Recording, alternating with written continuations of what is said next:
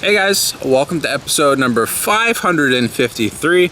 Today is Monday, so it's Update Monday, and as you can see, it's raining yet again. It feels like it has been raining non-stop for the last few months, and it really makes getting stuff done outdoors very difficult, especially when you're building a greenhouse and a pond, and now trying to get a patio installed around the pond. So I'm going to show you what I've been up to this past week, my progress, my thought process, and any of the updates that have happened. So stick around and come along with me and learn how to be a better aquarist.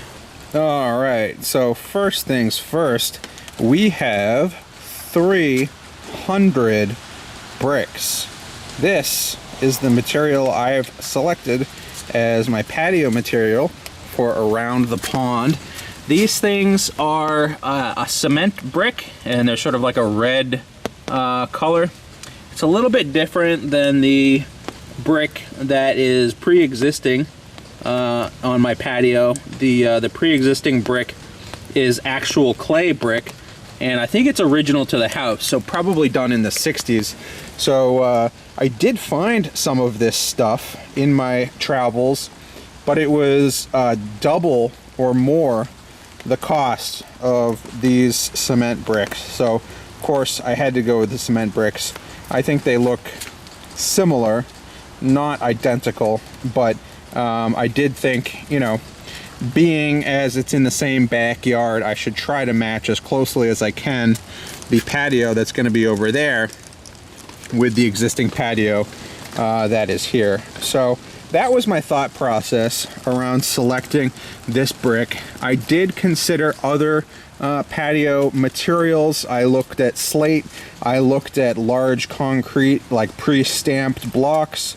I looked at, you know, a whole bunch of different options, and this is what I selected because of the existing patio, but also because of the way that I'm planning to install this stuff. So we can continue to talk about that, but while we're here, I did want to very briefly show these.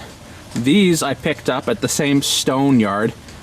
These are Chimney Flue liners, and they just so happen to be the right shape and size to use as goldfish hides. So these things are going on the bottom of my pond, and hopefully the goldfish will use them to hide from animals. The only thing I have to do is try to knock off the edge on these things to make sure that it's not too rough. I don't want them to get hurt on it, but I thought those were pretty neat. Picked those up at the same time I got the bricks, and yeah, I think they look cool. It's like a giant pleco cave, but it's a hollow tube, so they can swim in one side and swim out the other side. So 3 of those on the bottom of the pond. Hopefully that'll be a nice place where they can nestle up together when it starts getting cold out, and they can use it as a hide. So as we move into the greenhouse, you can see I have insulation. Now this stuff is actually going on the floor around the pond. You'll notice it's sort of like a trapezoid shape, and these have all been pre-cut and they're ready to install. I just need to wait for the rain to stop. But essentially what I did was a little bit of math. I took the circumference of the outside edge of this pond and basically divided it by 8. And what that does is it turns your shape, your geometric shape, from a circle to an octagon. So 8 sides, sort of like a pizza. And that gives you basically the length of each piece that you need to start with for your insulation around the outside edge. Now, it's not perfect. There is a little bit of a curve that needs to be cut into it, of course, but that at least gave me a number to work with, and then from there I could back it out. So I knew I wanted the insulation to be 2 feet wide and extend 2 feet from the edge of this pond. So that's what I did, And so with a little bit of math, I was able to cut those to, I'm hoping, the right size. You can see there are some scratch marks in the ground as we walk around here. So I did make a little template, and I put some scratch marks in the ground to try to confirm that my math was indeed correct before I started cutting up all that insulation. But here's the plan. So this water will not freeze completely during the winter, but it is likely that it will at least try to freeze on the top. And what I want to do is try to insulate this as best I can from the elements to keep it as warm as possible. And the best source of heat is just the geothermal heat from the ground. Now 4 feet down, it's not going to freeze. The frost line probably only goes 24 inches deep. And the best way I could think to insulate this is to actually lay the insulation almost on the surface of the ground, all the way around the greenhouse. What that allows is all of that heat to stay trapped in the ground. It allows the frost to stay away from the ground, at least the ground that's right next to the pool here, and hopefully that will allow that ground to stay slightly warmer and not freeze completely. At least that's the plan. That may not happen if we get really cold weather, but here in Massachusetts it doesn't go into deep freeze mode all that often. So with that 2-inch thick insulation extending 2 feet all the way around the edge of this pool, that should be sufficient to keep this water slightly warmer than it otherwise would be throughout the winter. So what does that mean for this ground? Well, we now need to do a little bit more digging. What I've decided to do is essentially put my bricks right underneath this lip of the pool. I could try to hide it, but I figure you know, it is an accent, it is an element, it isn't something that I'm going to be able to hide completely. So I figured I might as well accentuate it. And so what I'm going to do is run the bricks in a circular fashion all the way around the edge of this pool underneath the lip of the pool itself. And I think what I'm going to do is probably have like 5 or 6 rows at least of those bricks, and they're just going to be in concentric circles all the way around this pool. Now what that means is underneath that I'm going to have a layer of sand, and underneath that I'm going to have my insulation, and underneath that I'm going to have probably another layer of sand. So that's what I need to do. I need to start digging this out so that I can install all of those layers in that order, so that I can build back all the way up to the lip of that pond. So that's going to be a little bit of a process.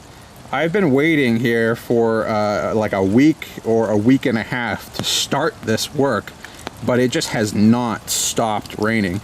It needs to stop raining, and it needs to dry out enough where I can dig up this ground and not just make a giant muddy mess. So that's sort of what I've got going on here. That's the thought process. That's the plan for this ground cover, and I've got everything I need.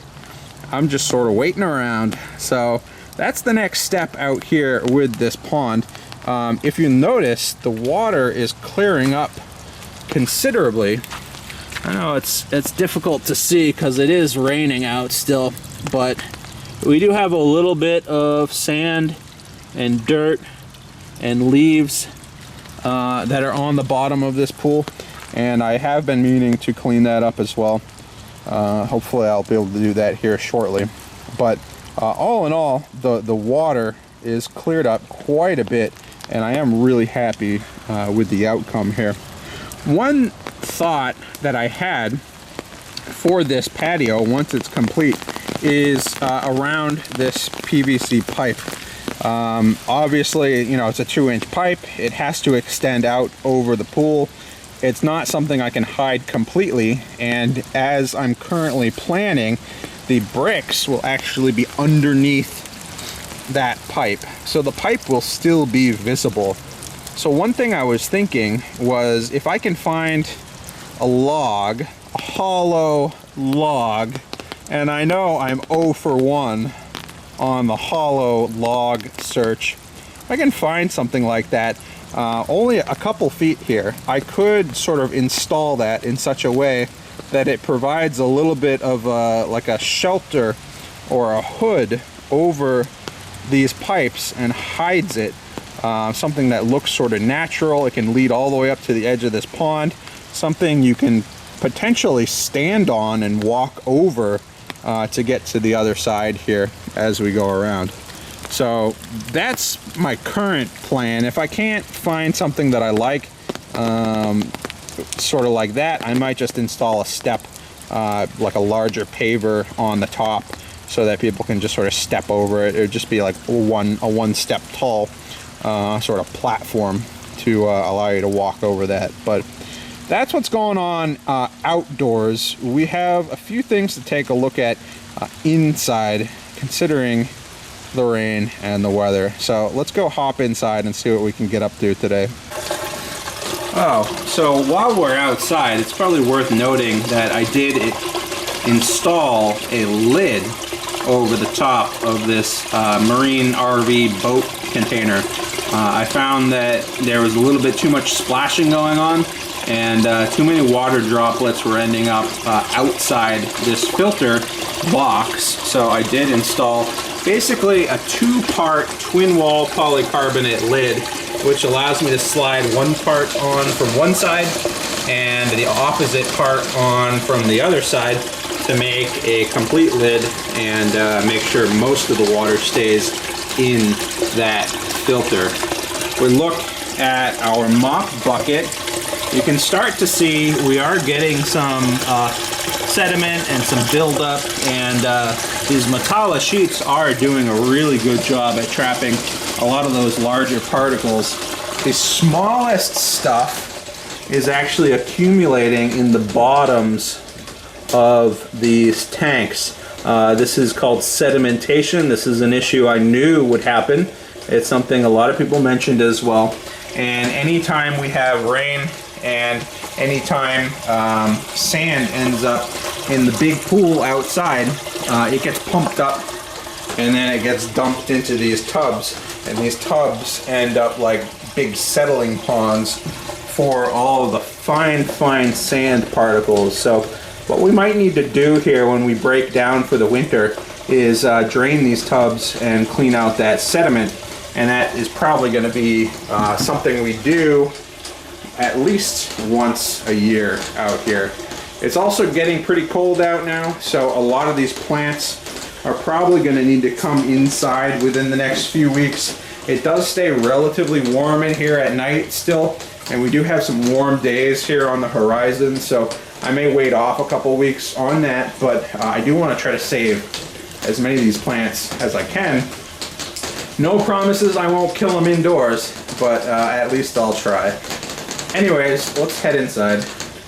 Alright guys, we are indoors in the fish room, and we have a little cleaning project to do. These tanks have not been cleaned in a while, and I've got a new and exciting way that I've discovered to clean these tanks that I want to share with you. But before we do that, I do want to quickly focus on this little guy here, because he has a story. As I've said, these two larger goldfish are babies that actually spawned in this 40-gallon tank this year, while the goldfish were indoors this summer, which is actually amazing all on its own, because there's no plant cover, there's no nothing in this tank, but somehow two goldfish spawned in this tank with the larger goldfish.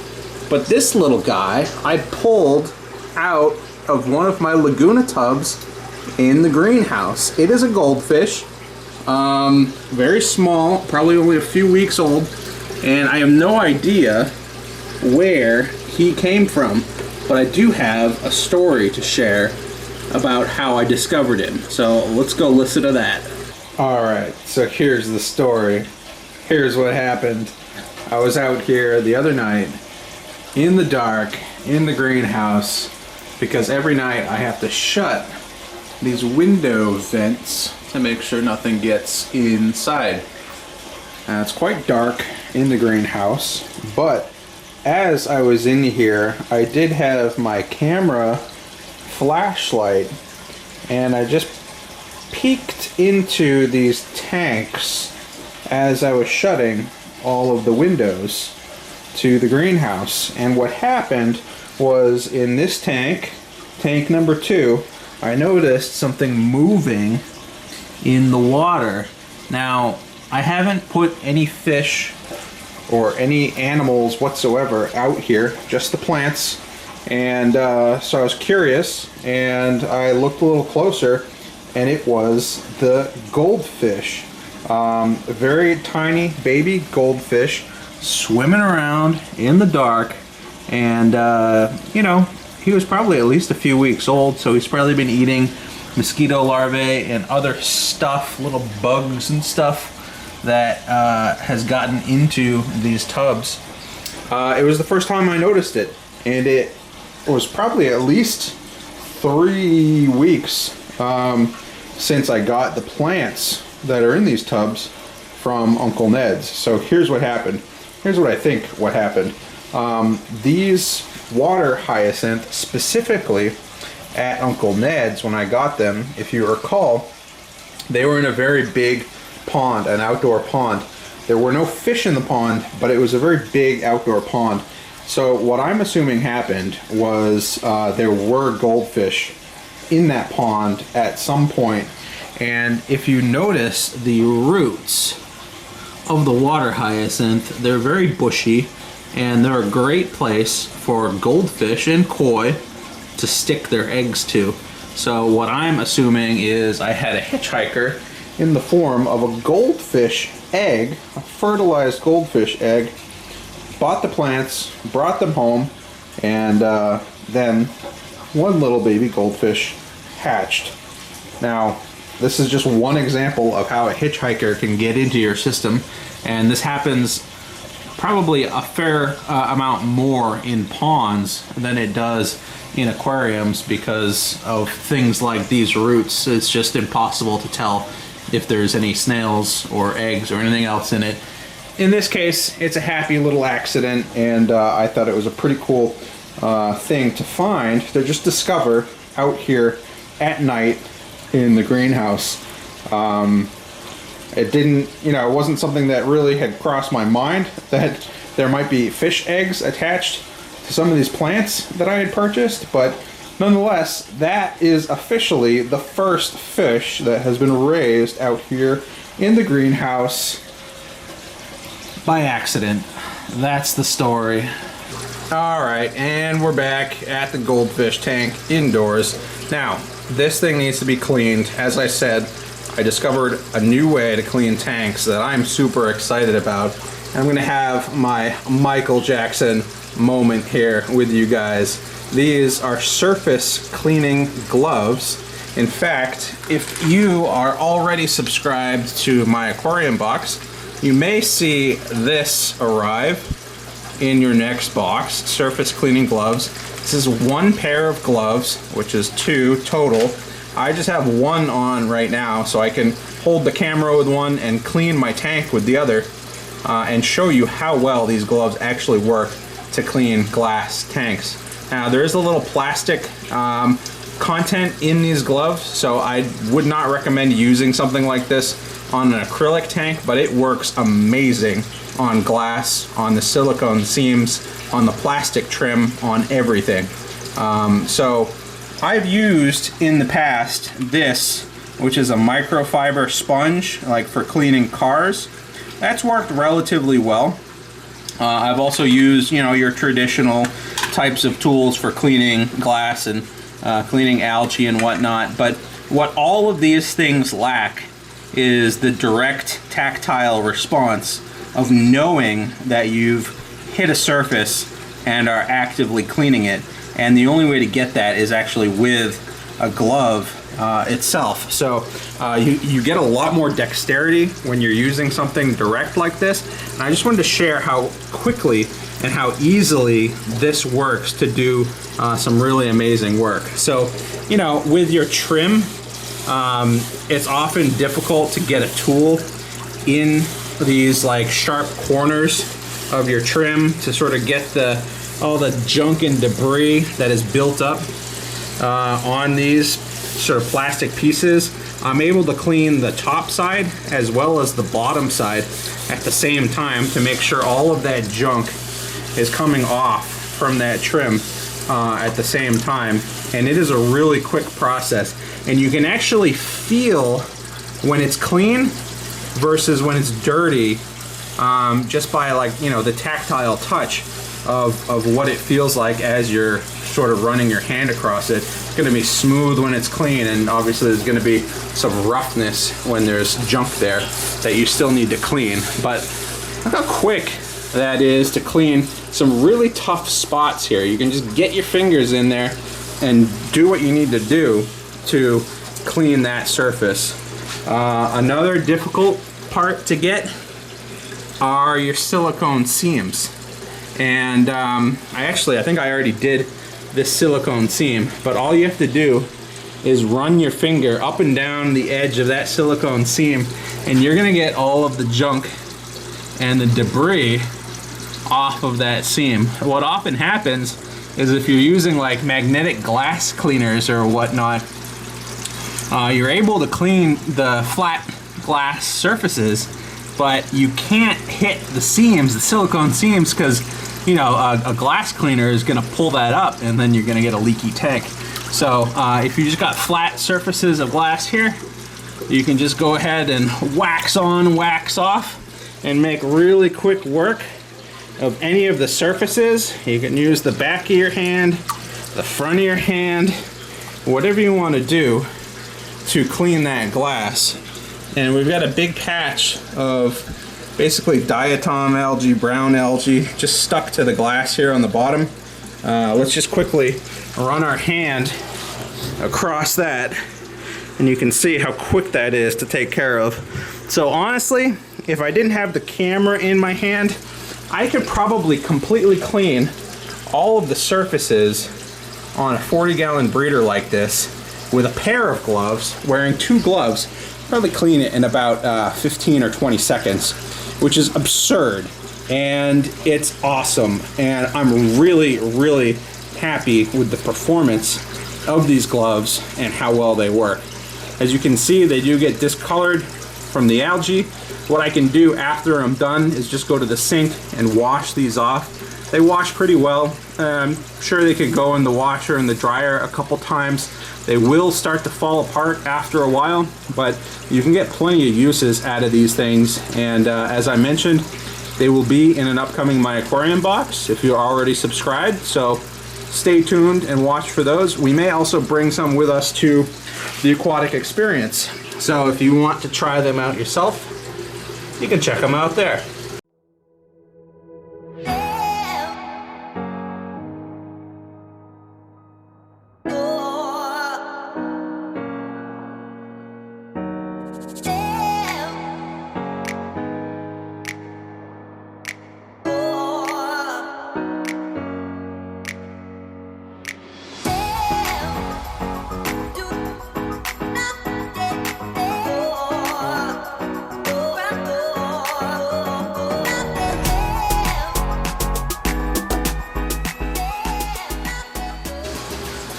Alright, well, our next project is already done. As I said earlier, I wanted to bevel the edges of these chimney flue liners for our goldfish before I put them in the pond, and it would appear like a bench grinder is definitely the way to go. I considered sanding, but it would have been a lot of work, probably eat up a lot of sandpaper in the process. I would recommend attaching a bench grinder to a bench securely, because this thing, when it's spinning around and it's really heavy, it actually is pretty dangerous to just be rattling around on the ground. I just wanted to film in an area with good light so that you guys could see, but definitely put this on a bench before you plug it in. But as you saw, we were able to get a very nice edge on the outside. I used this side of the bench grinder, so I had a place to sort of grind against. And then on the inside, I actually used this side of the wheel, and I just very gently touched the edge, the inside edge to that wheel, and turned it around, making sure not to bind anything. And in the process, you can see I got a nice edge on the inside as well. So mission accomplished. These things look great. I've got 2 more of these to do. When it stops raining, I'll put them in the pond, and hopefully the goldfish like them.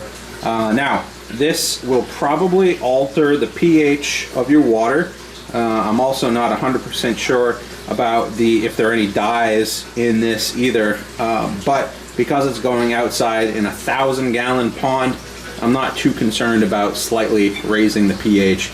But if you were to throw a bunch of these in a small aquarium, I would definitely be concerned. So it may be one of those things where you need to pre-soak it outside and do a bunch of water changes over time until it stops altering the pH of your water. But neat little find here. I'm excited to get these outside, and I think they look great. All right, and here is another happy little accident. You can see those 2 little swimmers in this net breeder. We have a couple baby Corycats on our hands. It's tough to see them with all the plant cover in here, but I wanted to give them as much cover as possible. 2 babies hatched from eggs from this group of albino Corycats that I got at the recent Tropical Fish Society of Rhode Island auction. This was basically a breeding group to begin with. They were full size, and I think there was about like a half dozen of them or so. So I was basically guaranteed to have males and females. And yes, they have been breeding quite a bit. The glass is pretty dirty, but the reason being is because we have eggs. It would seem almost every week these guys are laying eggs, sometimes every night. And this is just a very small patch of eggs. As you can see, someone's already been eating them. But essentially what I do is every morning when I come down here, I just check the walls, the glass walls of these tanks, for this tank specifically, for little white eggs. Because what these Corycats will do is they'll swim up and down together as a group and attach these sticky little eggs to the glass and fertilize them. And by morning time, when the fish are starting to wake up and they're hungry, all I need to do is take just a basic razor blade on the inside of the glass, and I can lift all of the eggs off in one go. And they're stickies, and they're hard little eggs, and so they'll all stick together, stick to the razor blade. And what I do is I've been transferring them to this egg tumbler. Right now it's empty, but this is a little device which allows you to tumble your eggs, try to keep some of the fungus and bacteria and stuff off of the eggs as they're trying to hatch. And I haven't had a whole lot of success yet, but I also haven't been paying a whole lot of attention to these guys. God knows I got enough going on, but it was interesting. I was able to hatch 2 out of the first batch of eggs that I pulled and put in the egg tumbler. If you guys have any success with Corys, let me know what your process is in the comments, or link me to a video if you have one explaining what you do. I know there's probably a better way to do it, like dipping the eggs in like methylene blue or some sort of solution to sort of make sure that bacteria gets killed off. Because it seems like the eggs oftentimes will fungus over, and it's probably because it's in this filthy tank with all these other fish. So I might need to set up their own tank. But anyways, thought that was kind of cool that we do have a couple little babies swimming around in this net breeder. When they get bigger, I'll let them out and let them roam around with their parents. And I may also need to move these Mexican mollies in this tank, because they are rather large, and I am afraid that they're going to pick off a lot of the eggs and a lot of the baby Corycats. So that may be something that has to happen here in the future, and maybe we'll just have a Cory only tank. I may even put some sand down or something else to make them feel a little bit more at home. But anyways, that's what's going on in this tank. We got one more project to get to down here, so let's go tackle that. Alright guys, and one final project for the day down here in the basement. We've got this shelf which has been used for my algae cultures for the last few years. Now that we have a pond outdoors, I no longer have a need for keeping algae inside. I'm sure I'll make plenty of it outside. So I figured I would tear down all the stuff that's on this shelf, give it a quick clean, and set up some habitats, some temporary habitats for betta fish. I'm bringing some betta fish with me to the Aquatic Experience, not to sell, just to show off. They're coming from Green Oasis Farms. If you haven't subscribed to Mike from Arizona on YouTube, go check him out, go subscribe. They're his fish. They're coming here to my basement temporarily. I'm gonna set them up here on this shelf, and then they're gonna get packed back up and they're gonna come with us to the Aquatic Experience. If you wanna learn why, you're gonna have to come find us at the Aquatic Experience to learn more. Right now it's a secret. So let's get moving and get this shelf set up for some temporary betta habitats.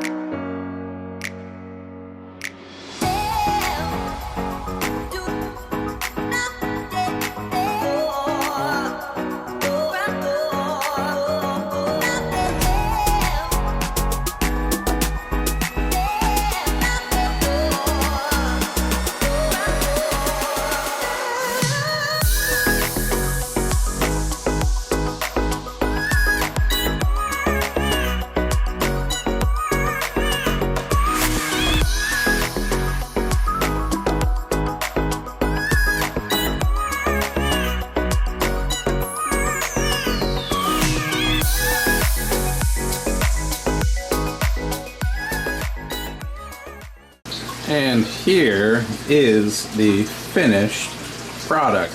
Now, obviously, we just need to wait for the fish to come in to make use of this, but I thought it would be good to get these set up about, a few days to a week in advance, just so that they could get settled in and brought up to temperature. And I even added a little fluval cycle. I'll probably repeat that when I do put the fish in here temporarily, of course. Now, these are just some plastic containers that I had on hand, relatively inexpensive, easy to set up, just various shapes and sizes. We've got 4 of them set up here for betta fish. I think I've got 4 betta fish on the way, and then we've got one over here with, I believe, a little fluval stratum, and I may get some plants as well, temporarily, to put in here. They'll only be here for a week or so until we pack up to go to the Aquatic Experience, so I think this will make a perfect home for them for the short term. Definitely come to the Aquatic Experience so you can check out these fish in person, and hopefully you can learn a little bit more about what we've got in the works. So there we go, shelf finished.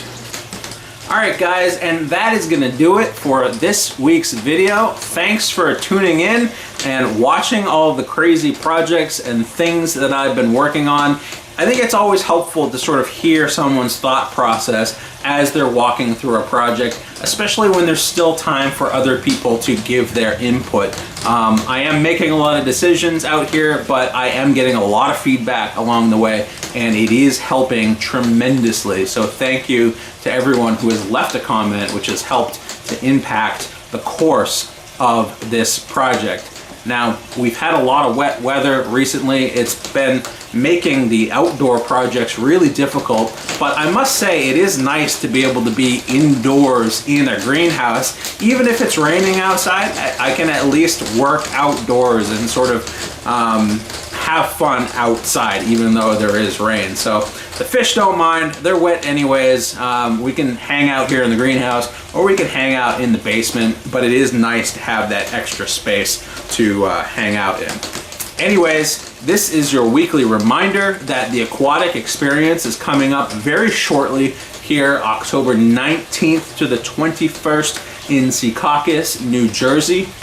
That's right outside of New York City. So definitely go take a look at the Aquatic Experience.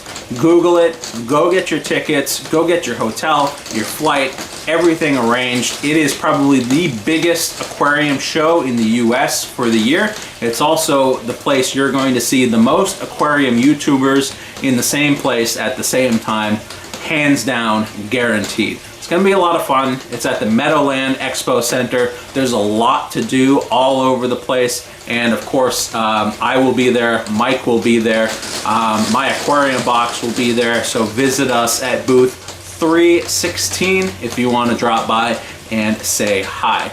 Anyways, guys, that's it for now. Next week, depending on the weather, we're either going to try to finish installing that patio or we may be stuck in the basement working on more projects.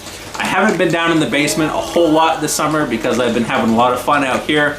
There's a lot to catch up on down there. So depending on the weather, we'll be in one place or we'll be in the other place, but I will definitely be at the Aquatic Experience. So make sure you're there. Hope you guys enjoyed, and I'll see you guys later.